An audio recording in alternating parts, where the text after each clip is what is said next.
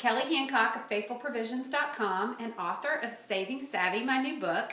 And today we're going to talk about how to make a turkey, how to roast a turkey. So some of the things you want to think about first before you even get that far is how many pounds are you going to need? So what you want to look at is you want to have about 1 pound to 1.25 pounds per person for leftovers. So I have bought a 12-pound turkey for about 8 to 10 people. So really you'd want a 12 to 15-pound turkey for anywhere from 10 to 12 people. That'll give you enough leftovers. Then what you want to do is you want to kind of plan ahead a little bit. And you want to leave plenty of time for you to thaw out your turkey in the refrigerator, which is usually about 3 to 4 days. So you can't just do it the day before. You need plenty of time to thaw the turkey out. And if you want more about planning, chapter 4 in my book, Saving Savvy, I have a whole chapter about planning and how important it is and how to do it and templates and downloads that you can use. So one of the other things is once you have thawed the turkey and you're ready to get started, while you're working on things, you want to let your turkey sit at room temperature. It's going to cook better if it's been sitting at room temperature. It will cook more evenly.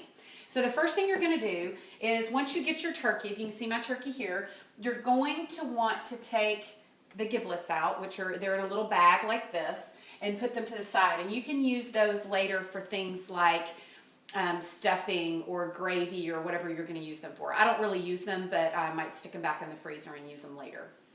So then the next thing you're going to want to do is take the turkey, and I rinsed it under the faucet and make sure I got all of the gunk off of it, rinse the inside and outside, and I patted it down with a paper towel. Next, I turn on my oven. My oven behind me is on at 400 degrees. And what I'm going to do is start off the first hour at 400, then I'm going to move it to about 350 for an hour, and then the final hour I'll cook it at about 225, okay? So now what I'm going to do is you want to salt it generously.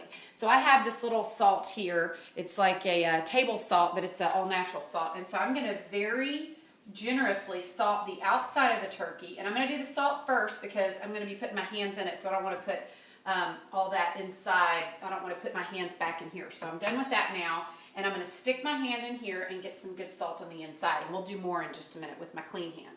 So now I'm going to take all the different things that you might have used as a brine. I actually put it inside the turkey instead. So I'm going to take things like celery, and I use all the leaves and all those parts of the celery. So all this part here.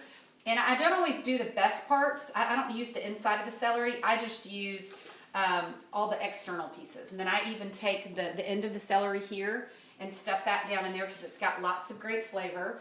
I take some carrots that I have not peeled, and I stick those down in the cavity. And then I even quarter up some onions just in big, large pieces and stick those down inside as well. So just stuff as much as you can get down in there. And then I'm going to finish it off with my herbs. I have some fresh herbs from the garden. I have some parsley that I bought. I've got rosemary and thyme, and I even have some sage that I pulled out here. So I'm going to take all this and stuff it up inside here so that the turkey, all the turkey meat on the inside, it just permeates through and makes it smell really good. Okay, so now I'm really done. The only other thing you want to make sure to do is you want to turn the turkey over. I know traditionally people say to cook a turkey with the breast side up. That's what all the directions say, but you're actually going to have a better tasting and moister turkey if you cook it with the breast side down so all the juices can go down. Okay, you're going to want to cook this about 15 minutes per pound. So I've got a 12-pound turkey. I'm going to cook it about 3.5 hours. All right. So I'm going to take this, I'm going to put it in the oven, and I'm going to set my timer.